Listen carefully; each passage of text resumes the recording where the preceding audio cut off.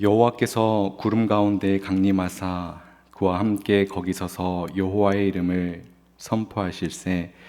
여호와께서 그의 앞으로 지나가시며 선포하시되 여호와라 여호와라, 자비롭고 은혜롭고 노하기를 더디하고 인자와 진실이 많은 하나님이라. 인자를 천대까지 베풀며 악과 과실과 죄를 용서하리라. 그러나 벌을 면제하지는 아니하고 아버지의 악행을 자손 3, 4대까지 보응하리라. 모세가 급히 땅에 엎드려 경배하며 이르되 주여, 내가 주께 은총을 입었거든 원하건대 주는 우리와 동행하옵소서. 이는 목이 뻣뻣한 백성이니이다. 우리의 악과 죄를 사하시고 우리를 주의 기업으로 삼으소서. 아멘.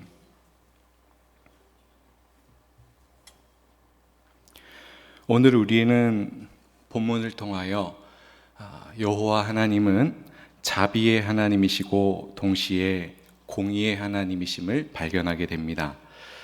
왜냐하면 모세가 하나님께서 명령하신 대로 돌판 둘을 처음 것과 같이 깎아 만들고 아침 일찍 일어나 두 돌판을 가지고 시내산에 올라갔을 때 여호와께서 구름 가운데에 강림하셨고 모세 앞을 지나가시면서 이렇게 선포하셨기 때문입니다.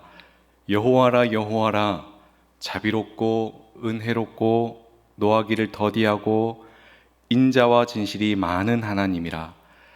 인자를 천대까지 베풀며 악과 과실과 죄를 용서하리라. 그러나 벌을 면제하지는 아니하고 아버지의 악행을 자손 3, 4대까지 보응하리라. 이렇게 자신을 계시하셨기 때문입니다.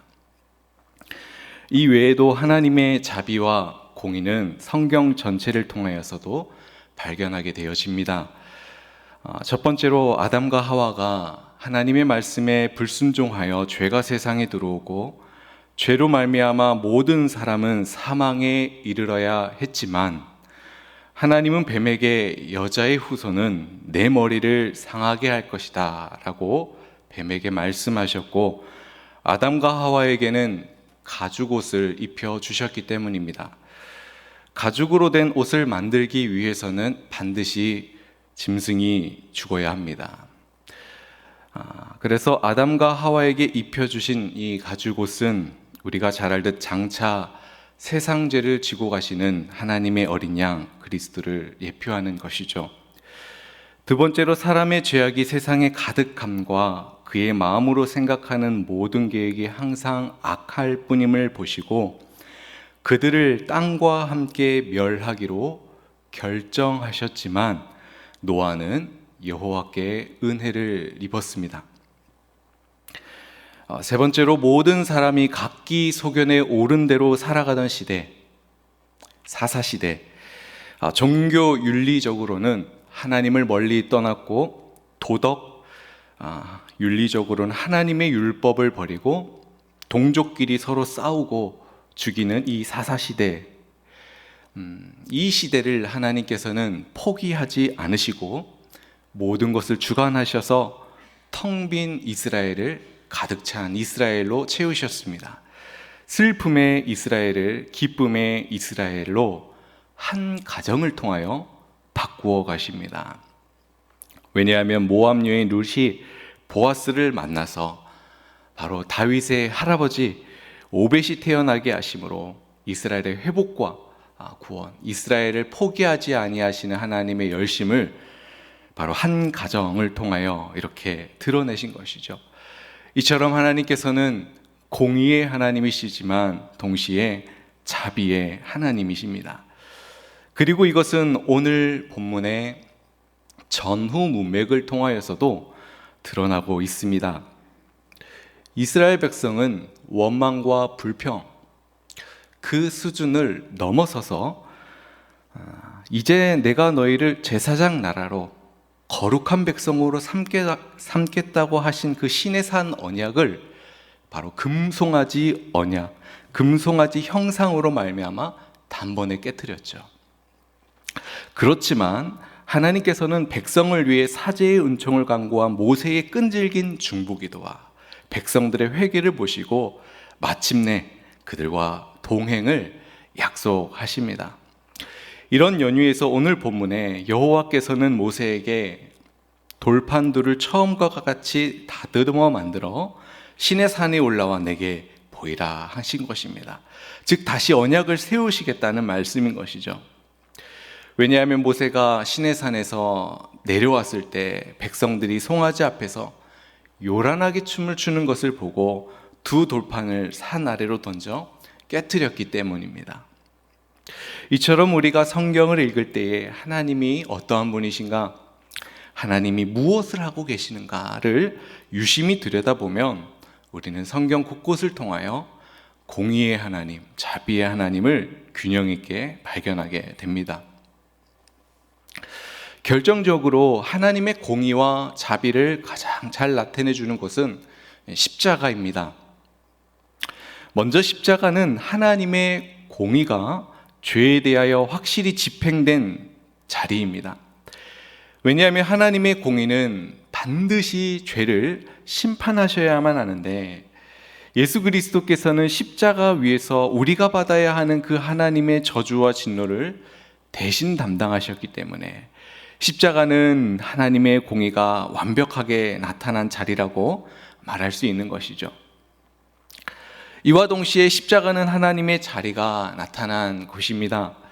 십자가는 하나님이 세상을 얼마나 사랑하시는지를 나타내고 있죠. 왜냐하면 하나님께서는 세상을 사랑하셔서 때가 참에 독생자 예수 그리스도를 이 땅에 보내주셨고, 그 언약에 신실하신 하나님께서는 우리 모두의 죄악을 그에게 담당시키셨기 때문입니다. 그래서 십자가는 조화를 이룰 수 없는 하나님의 공의와 자비가 완벽하게 조화를 나타내는 사건이 됩니다.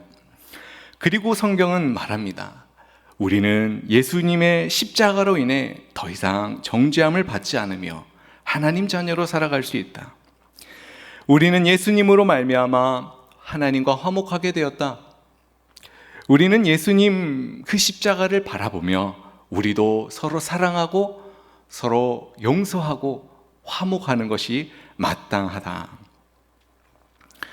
저는 지금까지 이 하나님의 공의와 자비, 이것은 인류 역사 전체를 통해 발견되며 이 두 가지 대조되는 성품은 십자가를 통해 완전히 드러났다는 것을 말씀드렸습니다. 그런데 저는 남은 설교의 시간을 오늘 본문 7절 중반부에 그러나 벌을 면제하지는 아니하시고, 즉 하나님의 공의에 대해서 설교를 할 것입니다. 왜냐하면 많은 사람들이 하나님의 이 자비하심에 기대어서 하나님의 공의에 대해서는 축소시켜서 이해하는 그런 경향이 있기 때문인 것이죠.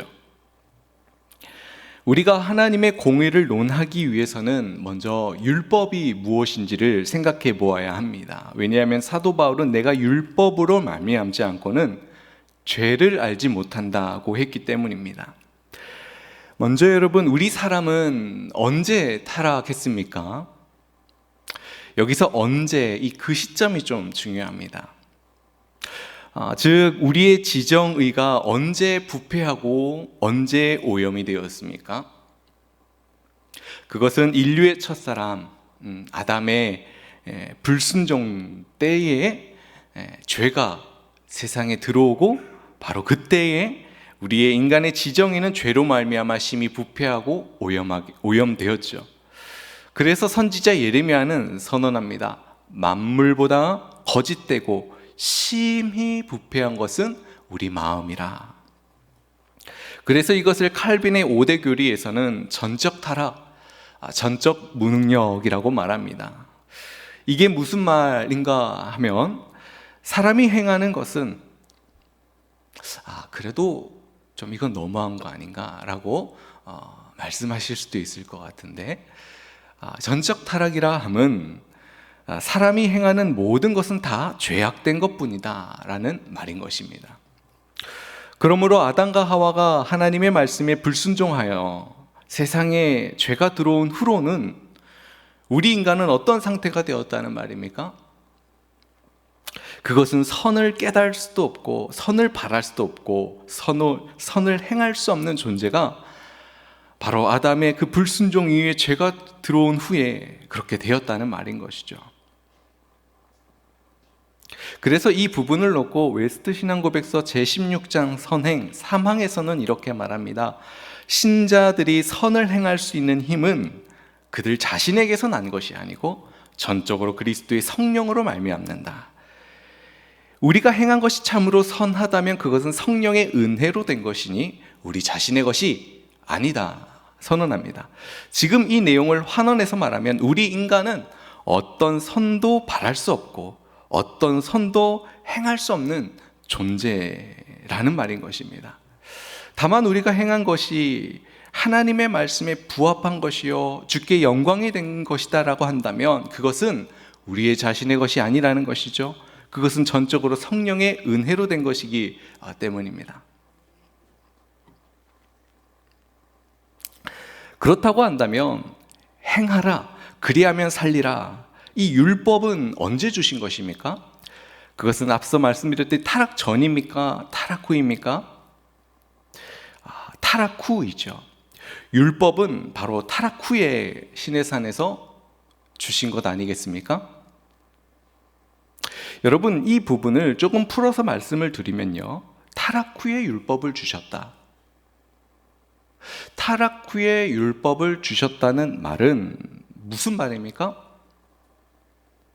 그것은 우리 사람의 지정의가 이미 심히 부패한 때요, 선을 바라지 않고 선을 행할 수 없는 그때에 주신 것이라는 것이죠.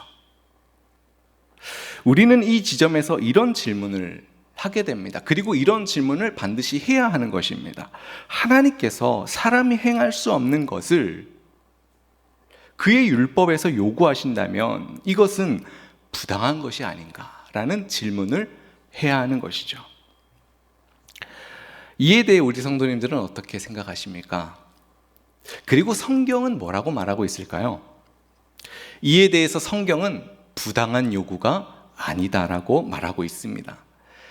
왜냐하면 하나님께서는 사람을 당신의 말씀에 순종할 수 있는 존재로 창조하셨기 때문입니다. 이것을 소요리 문답 신문에서는 에베소서 4장 24절과 골로새서 3장 10절 말씀을 뒷받침, 근거하여서 이렇게 말하는데요, 하나님께서 사람을 어떻게 창조하셨는가? 하나님께서는 사람을 남자와 여자로 지으시되 자기 형상대로 지식과 의와 거룩함으로 창조하셨다고 말하고 있습니다. 여러분, 이 말은 마치 이런 말입니다. 아담이 이제 마귀가 유혹할 때에 저항할 수 없었던 것이 아니다라는 것입니다. 아담은 마귀가 유혹할 때 저항할 수 있도록 지식과 의와 거룩함으로 창조하셨다는 말인 것이죠. 왜냐하면 그는 하나님이 기뻐하시는 것과 기뻐하지 않는 것을 분별할 수 있는 지식이 있었고, 또한 그것을 선택할 수 있는 의지가 있었고, 그렇기 때문에 아담은 얼마든지 사단의 유혹을 물리칠 수 있었던 것입니다. 그렇기 때문에 우리는 사람이 행할 수 없는 것을 그의 율법에서 요구하신다면 부당한 것이 아닌가라는 이런 질문에 대해 이렇게 우리는 변증해야 하는 것이죠. 하나님께서는 사람이 하나님의 말씀에 순종할 수 있도록 지식과 의와 거룩함으로 창조하셨으나 사람이 마귀의 게임에 빠져서 불순종하게 되었다. 그러니까 사람이 고의로 불순종하게 되었다고 말해야 하는 것입니다. 그러니까 하나님께 탓이 있는 것이 아니요, 전적으로 우리 인간에게 탓이 있는 것이죠. 그렇다고 한다면 이제 다음 질문으로 들어가서 하나님께서는 그러한 이 불순종과 반역을 형벌하시지 아니하고 그냥 지나치시겠는가? 자비하신 하나님이시니 그냥 지나치실까요? 이런 질문을 하게 되는 거죠. 이에 대해서 갈라디아서 3장 10절에서는 말합니다. 누구든지 율법책에 기록된 대로 모든 일을 항상 행하지 아니하는 자는 저주 아래에 있는 자라 선언하셨습니다. 무슨 말입니까? 하나님께서는 불순종과 반역에 대해서 결단코 그냥 지나치는 일이 없다고 말씀하는 것입니다. 왜냐하면 죄의 본질은 말이죠. 죄의 본질은 단순히 우리 인간의 실수가 아닙니다. 이 죄의 본질은 하나님을 대항하는 것입니다. 하나님께 대한 반역이요, 그분의 영광과 그분의 권위를 거스르는 것이요, 하나님의 거룩함과 통치에 대한 도전이요. 그래서 하나님의 영광을 가리고 그분의 완전한 뜻에서 벗어나는 것이 죄의 본질이기에 하나님은 불순종에 대해서 그의 합당한 심판을 집행하시는 것이죠. 결단코 지나치는 일이 없는 것입니다. 그렇다고 한다면 하나님께서는 그의 합당한 심판을 어떻게 심판을 집행하시겠습니까? 첫 번째로 성경은 죄의 싹은 사망이라고 말합니다. 여기서 사망은 단순히 육체적 죽음을 넘어서 그 영원하시고 거룩하시고 선하신 하나님과의 분리를 의미하는 것이죠. 두 번째로 성경은 영원한 형벌을 말하고 있습니다. 마태복음 25장 46절에 그들은 영벌에, 의인은 영생에 들어가리라 하셨고, 계시록 20장 15절로 만일 누구든지 생명책에 기록되지 못한 자는 불못에 던져지리라 하셨습니다. 이처럼 성경은 죄에 대한 형벌은 일시적인 것이 아니라 영원한 형벌을 말씀하고 있습니다. 세 번째로 성경은 몸과 영혼의 심판을 말하고 있습니다. 마태복음 10장 28절에 몸은 죽여도 영혼은 능히 죽이지 못하는 자들을 두려워하지 말고 오직 몸과 영혼을 능히 지옥에 멸하실 수 있는 이를 두려워하라.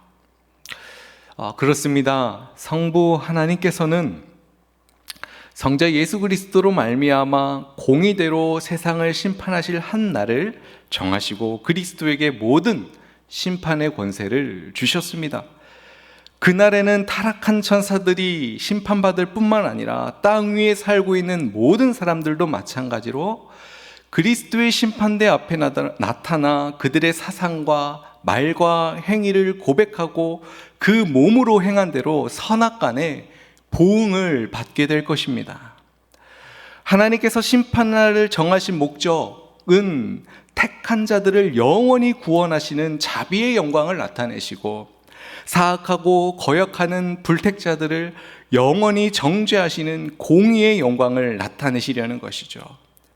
그때의 의로운 자들은 영생으로 들어가서 주님의 존전에 임하는 충만한 기쁨과 만족을 누릴 것이지만 하나님을 알지 못하고 복음을 거역하는 자들은 영원한 고통 가운데로 던지워져 거기서 영원한 멸망의 형벌을 받게 될 것이라고 말하는 것이 성경이 말하는 공의의 하나님에 대한 측면입니다.